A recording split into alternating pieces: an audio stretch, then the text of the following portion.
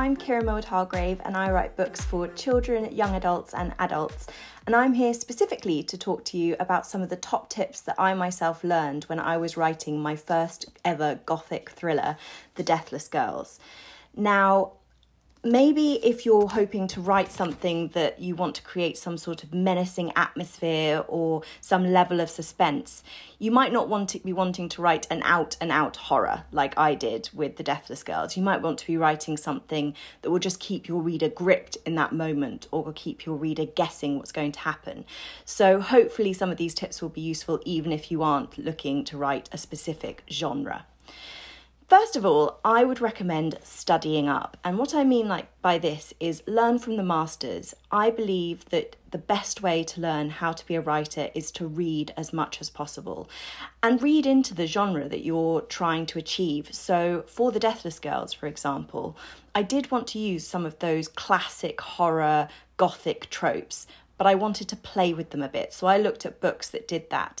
So some of my favourite books are by people like Frances Hardinge, who will take something that seems quite a normal setup. So she wrote a book called The Skinful of Shadows, where her main character is just working at a tavern and she sees, because she's living in Elizabethan England, she sees a bear at this tavern. And then she realises that the bear is about to die. And so she goes towards the bear and suddenly the bear's spirit enters her. So she starts with this quite ordinary setup, something that you might think might be just normal historical fiction, but it quickly becomes something supernatural and actually incredibly scary. And I'll be coming back to that book because I just think it's wonderful if you want to learn about how to create suspense and subvert readers' expectations. I do want to say as well, I know lots of people sometimes think maybe I shouldn't be reading books that are really like the books or the stories that I want to be writing, because what if I end up copying them? And I really want to reassure you that this is where you have to trust yourself. You have to trust your voice. Your voice is unique. No one else will have had the amalgamation of experiences that you have had. So please don't worry about copying. You could literally lift wholesale someone's idea and write it in your own words, and it will turn out to be a completely different story. So really trust your voice. One thing I find particularly useful when I'm writing suspense is playing with the lens. And what I mean by that is that I'm quite a visual writer, and maybe you are too. If you love films, for example, I love watching horror films. I will admit I watch most of them from behind a pillow, but I love watching horror films. And so you'll probably already be used to the visual language that's used in horror films. And what I mean by this is, where is the camera? So I'm always most scared in a film at that moment where the music's swelling and the camera is just in front of the person who's approaching the monster or the little girl in the corner of the room. I'm not actually most scared by looking directly at the monster. I'm most scared looking at the character. And you can create this in your writing as well. You know, really think about zooming in on those little images, those little moments that your character's noticing. Or maybe turn the camera around and look at your character's face and show the terror there. And I always think that moment just before you reveal the full extent of what your character's looking at is the most scary. I also, and this might be a bit controversial, but I am a big fan of the prologue. I use it in The Deathless Girls to create suspense straight away. And if you are struggling to introduce suspense or a menacing atmosphere into your story, setting it up with a really short, sharp, deeply atmospheric piece of writing at the beginning of your book is so useful. And I'll give you an example of this, going back to A Skinful of Shadows by Frances Hardinge. Just a very short sentence, and she creates this whole atmosphere that you're just terrified by. So it says, "The pale light prized at her eyelids, and the whispers seeped and licked at her ears, and the air was thick with them." So in that moment, she's really, like I was talking about with the lens, she's really zoomed in on these little moments, and she's really sort of embracing the over-the-top, the sensory experience that she's building for the reader.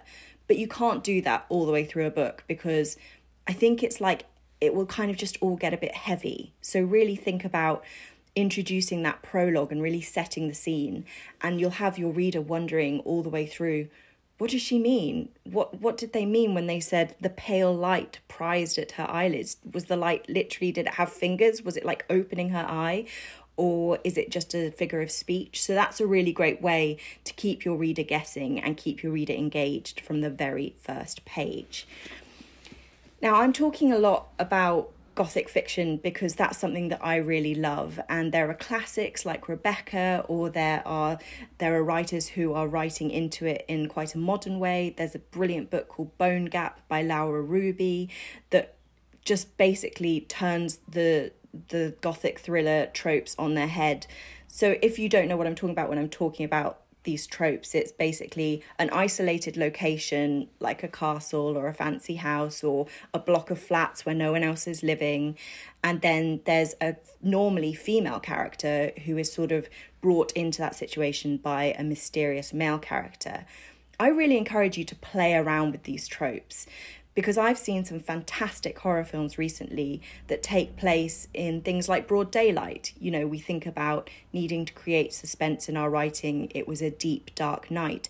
But what if it was the middle of the day and this mysterious figure's walking towards you and their eyes were burning into you and no one else could see them? That would be incredibly scary. So think about subverting those tropes and think about bringing elements from your world into your story. So a block of flats is a perfect setting. All these people living side by side, these incredible views over the city, people all around you. So maybe that makes you feel quite safe, but then there's still this malevolent force that could reach you. So really reach into your world and your experiences and think about how you can play around with them in order to create a really dramatic story. I love this quote by Roald Dahl that says, "Laughter is delayed fear." And I really think that humour has an enormous place in when you're trying to create suspense. I love it when, again, I'm turning to films, when a character will do an aside, a sort of funny aside, and then they're suddenly ripped off stage by the monster. Firstly, that's kind of funny, but it's also absolutely terrifying because you're hitting your reader when they least expect it. So maybe think about putting a punchline or a joke just before the heightened moment of your action begins. And my final and probably most important tip is think about all the senses. And this is for your character as well as your reader. So think about keeping things from your character that your reader can see. Maybe you could say, a smell of smoke started to creep towards her, but she didn't notice because she was too distracted. So your reader knows this danger is sneaking towards your character, but your character doesn't actually know. And I will literally use my senses when I'm writing. So I will have, when I was writing The Deathless Girls, I had this particular candle called Bellatrix, which was made for the series of books that this book was a part of. And it sort of smells of smoke, and that's actually what gave me the idea for my prologue, where my characters smell of fire. So I will burn that when I'm writing to really get myself in the zone. And I will look for mysterious objects. So that might be a strangely shaped stone, or it might be something more dramatic like this poison bottle from the Victorian times, and it says "not to be taken." And you can really play around with this. It's got like a cork stuck inside, and you could imagine what was in this, and then it got uncorked and something came free. So play around with all your senses: touch, taste, smell, both for the reader but also for your character, and play with what your character knows. So those are my top tips, and I hope that they've been helpful to you as a writer. Just to remind you of my kind of headline, which is to read and to really fall into the world of books that you're trying to create. And to really trust your voice, your experiences. They have such value, and they are what will make your story absolutely wonderful. Happy writing.